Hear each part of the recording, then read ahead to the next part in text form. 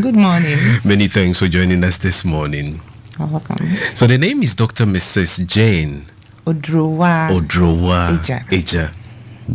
And Doc is a counselor with the Counseling Center here in your University of Competitive Choice. And this morning we are looking at passive behavior. You can be part of us, 0275 14 49 49 0595 74386. These are engagement platforms. Get interactive with us. If you have any questions you want to contribute, the platform is opened. You can share with us here.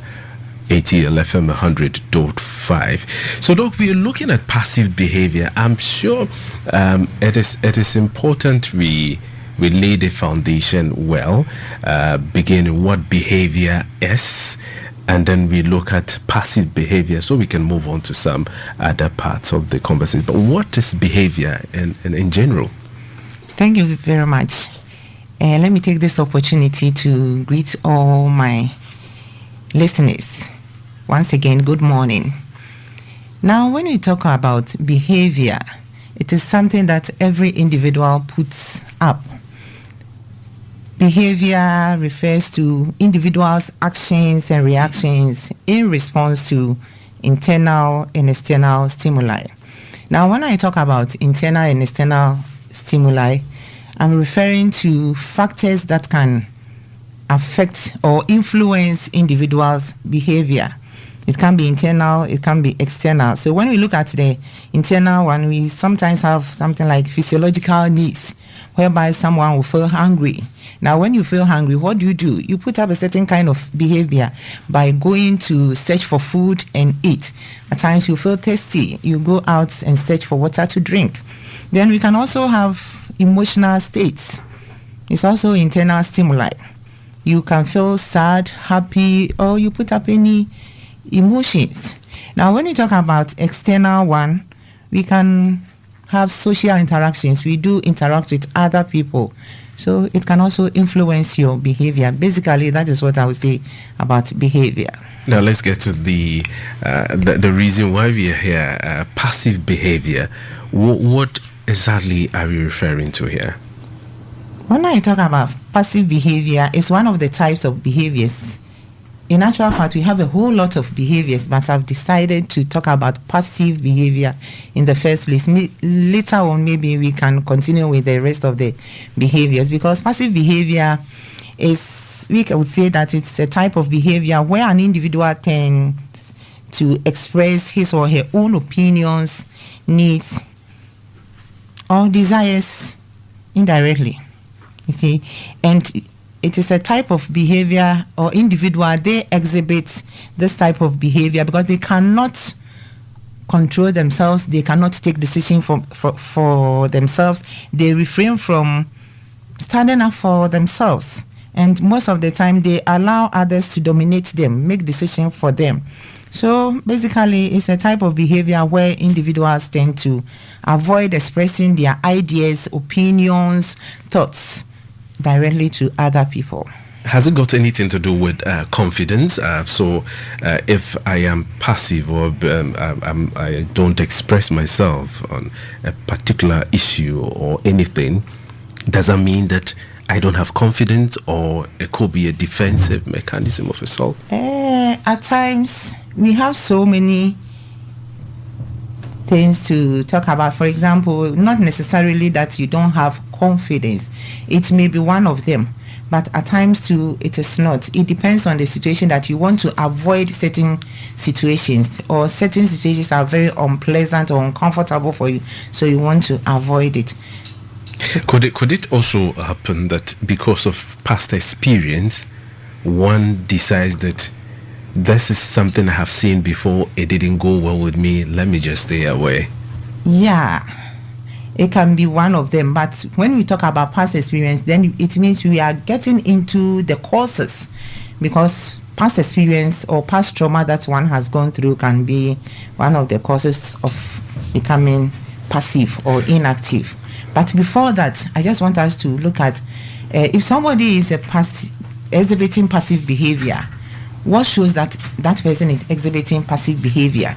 Or what will make one know that you are a passive being? Do you understand what I'm saying? Yeah. So basically, they are people, they find it difficult to express themselves in public or to others. They have trouble of voicing their feelings. They have trouble of telling people their thoughts, needs, and rather they use indirect communication. And examples of these indirect communications, the body Examples language. Of indirect communication, they like suggesting instead of talking directly, voicing out exactly what they want, their needs or opinions. At times, they also draw implications from whatever somebody is saying, but they will not put it across directly for you to see. They sometimes also use non-verbal cues. They also use that one too. So they communicate their issues indirectly. So if you are communicating with them and don't look out for all these things, you may not know what exactly they want to put across. Now let's look at the specific characteristics of individuals with passive behavior. Yeah. That is one that I said, difficulty expressing emotions. Then I will also say that they normally exhibit differential attitudes. What is that? When I talk of differential attitudes, I mean often they put up with other people's needs and desires ahead of their own. They also have needs, they also have to express their emotions and thoughts, but they rather often put other people's needs first. That is what I mean by exhibiting differential attitudes. And the other characteristics? Then we can also say that they normally comply with whatever people say. So the next characteristic I would say is compliance. People with passive behavior, they tend to comply with other people's requests or demands. Even if they don't agree with that one, they will still comply with that one just to keep quiet for others to talk for them. People used to tune into ATL FM 100.5. I have as my guest helping us with this conversation around passive behavior. Time with UCC Counseling Center, Dr. Mrs. Jane O. Eja. Dog is a counselor with the Counseling Center, helping us to understand these behaviors. She says that there are quite a number of them, but today we are nibbling on passive behavior amongst the lot. Are there some other characteristics you want to share? I would say they are very, very indecisive in the sense that they cannot take decisions for themselves. They often struggle to take decisions on their own. They depend on other people to take decisions for them because of fear of making maybe wrong choice or upsetting others. So they will just keep to themselves and allow other people to decide for them. So if you are conversing with such people and if they want to take any decision, they think that it can create conflict or it can upset the one that they are communicating with. So they will just keep silent and withdraw and listen to the other person. Despite the fact that they are not in agreement with whatever that person is saying, they will never voice out. Is it all negative to exhibit passive behavior? Is there no positive in there? Does it not help in a way? Yes, to some extent, we have some positive aspects in it, in the sense that, as I said, if you are having a chat with somebody and you realize that it is going to generate into a serious conflict or argument or unpleasant situation that you may find yourself uncomfortable, in order not to go into that one and you want to avoid it, at that particular time you need to exhibit passive behavior just to make the environment calm or to create peace. If there are some other characteristics we looked at, because I want us to now jump into what really will push somebody cause now let me add this behavior. one to it. Avoidance of conflict, as I have also said, is one of the characteristics of people who exhibit passive behavior. They may avoid situations or conversations that they find very, very uncomfortable or confrontational, and they prefer to remain silent or withdraw rather than expressing their opinions. Another characteristic is that they are not assertive. They are not assertive. They are not. Yeah, lack of assertion. They can never say yes or no. They have difficulty in asserting their needs and their opinions, and they cannot set boundaries for themselves. So anybody at all can just say anything to them without them telling that I don't like this or I don't want this one. Their boundaries are open, and it is quite unfortunate. I think when we get to how to handle this, we'll look at how to, And because if you're not assertive and anything can be pushed on you, then that's a difficulty. Let me come in there small. How to manage it. For today, we will leave it in the sense that we will talk about assertiveness, and all these things will form part of that. Form part of it. Great, great. Now let's look at the causes of passive behavior. What exactly causes it? One of the causes I would say is early childhood experiences. Early childhood experiences. This one, I've put them into 3 parts. I will talk about the parenting styles. Parenting styles. That is, some parents are very, very authoritarian. They control children.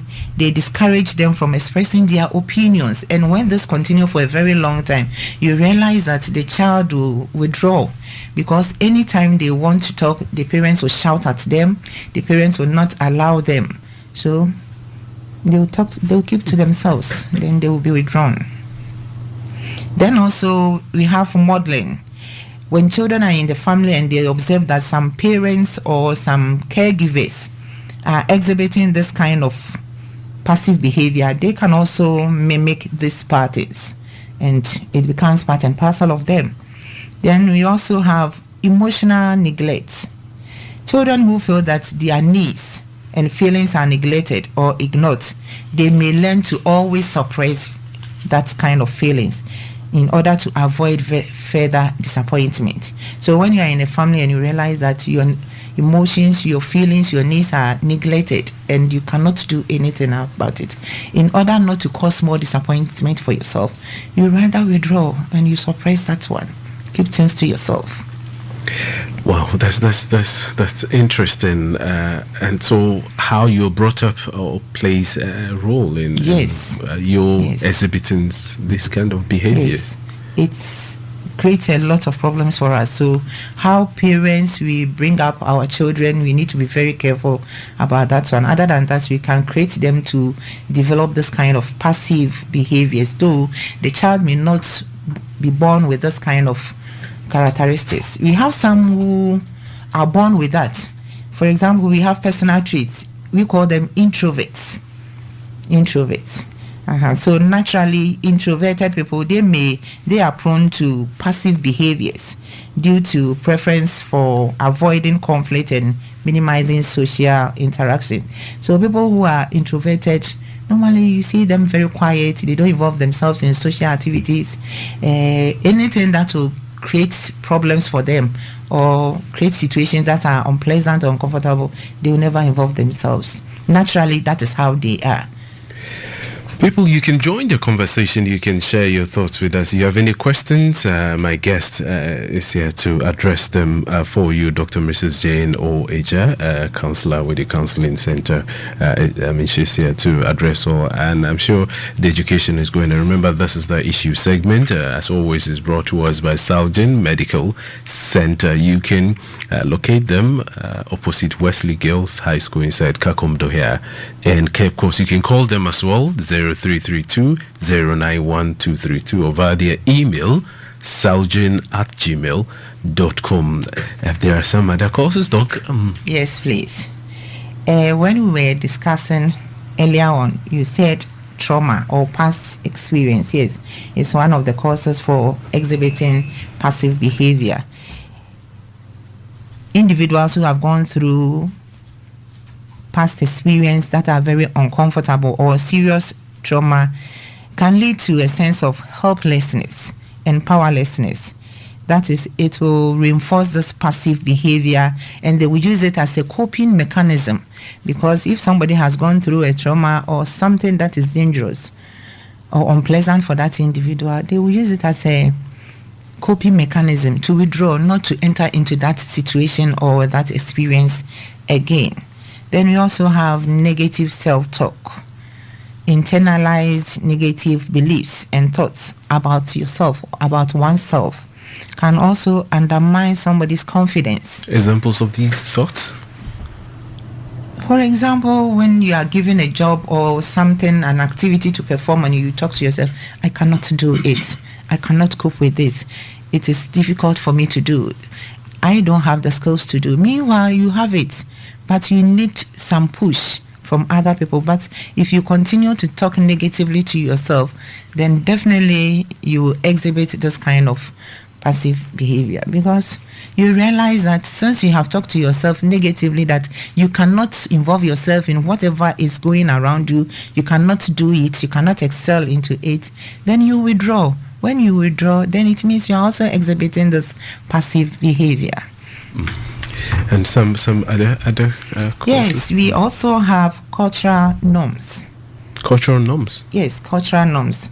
Some cultures also place high value on conformity, to conform to certain situations, obedience, and deference to authority. You cannot question the authority. Some cultures also place high value on that. When it happens like that, it can foster passive behavior. For example, because I thought that culture would define you, would shape you, and so these are, like you said, I mean, conformity with that may cause it. But is there an angle, a level where you may want to rather see the positive that comes out of it? Because if we allow people to do whatever they want, sometimes it becomes pretty problematic. I would say that though culture helps us to strengthen our parts or straighten our parts, but to some extent it is not the best, because if some of the cultural norms are placing value on how to conform to certain situations, how to be obedient, and even if that obedience that you have to exhibit, you need to question something, you cannot do it. To some extent, to me, it is not the best. We need to be allowed to talk about certain issues, but because of your culture, it is no good. For example, in our Kan culture, when elders are talking and you are a child and you are sitting there and you involve yourself in the conversation, they will say, shut up, keep quiet. Grown-ups are talking. Yeah, you in those don't days, have to be involved yourself. But these current generation, they will come and ask questions. This current generation, it depends on the individuals. It depends on the parental style that is being adopted in our homes. Some parents understand it. They will even seek for the contribution of the students or the children. The word. Yeah. But others, they will never allow you. They won't involve you. Right. 0275 14 49 49 0595 74386. This is getting interesting. Are there some other ones? Yeah, we'll talk about gender roles to form parts. At times they in the home. In the home.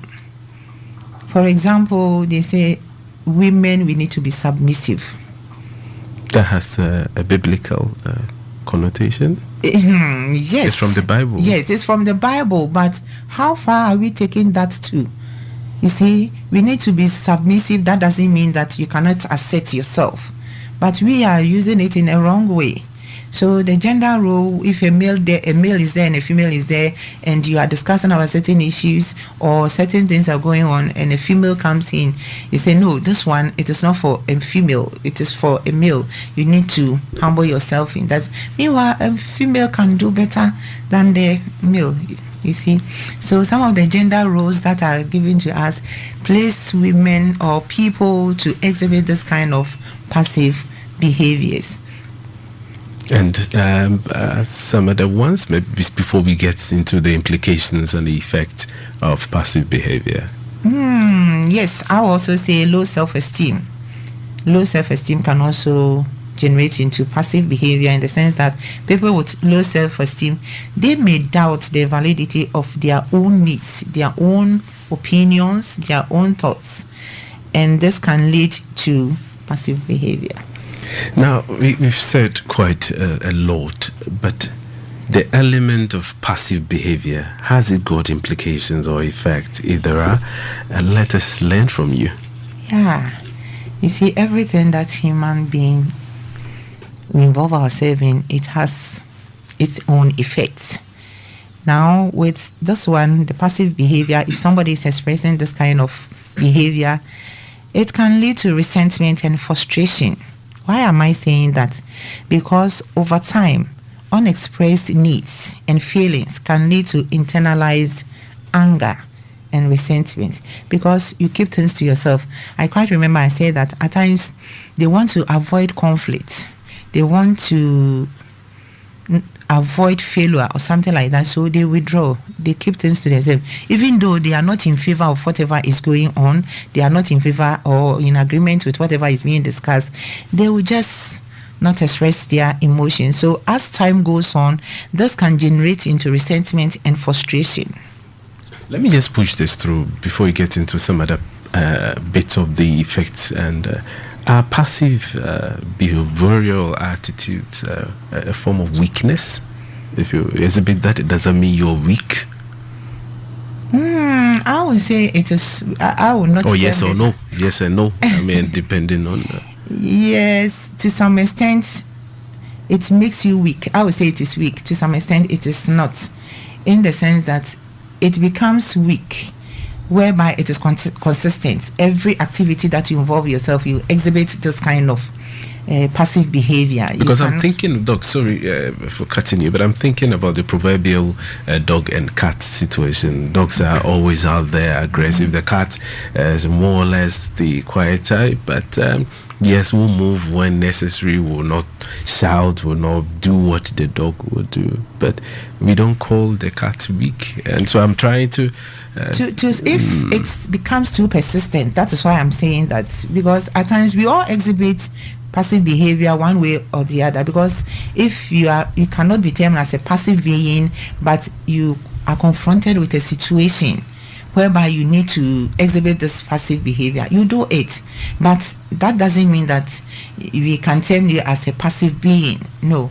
But if it is something that is with you all the time, you cannot stand up for yourself, everything, you make people do it for you, they take decision for you. Even if you are not in favor of that situation, you still keep quiet, whereby you have the opportunity to talk about it, you have the opportunity to deal with it, and you don't do it. To me, I see it to be on a weak side. Okay, some bits of the effects, we're almost wrapping up. Yes, I will also say that it can also cause stress and anxiety in the individual, because the stress of constantly suppressing one's own needs can contribute to anxiety and other mental health issues. Then you can also miss some opportunities, in the sense that your reluctance to speak up can result in mixed opportunities in either for your personal issues or for your professional life. Now, if you are discussing issues with somebody and you need to be assertive and you don't do it, personally, it is going to affect you. Even if there are some kind of opportunities over there, you are going to miss it because you did not prove further. In your professional life too, it can also cost you a lot, because there are certain opportunities that you need to move forward, question it, seek a lot of information about it, but you keep things to yourself because you don't want to offend anybody, you don't want to go through any conflict or face any situation that is uncomfortable, so you keep to yourself. When people like this, when they are in the workplace and they don't voice out, at times their promotion, it takes a very long time for them to be promoted, because what they expected to do, they don't involve themselves to do. Themselves. Finally, so we can allow you to leave. Yeah, before going, I want to say another one effect, that is, it can also create relationship issues, in the sense that the avoidance of conflict, it can hinder open and honest communication, and that can lead to unresolved issues. And it can be in the workplace, it can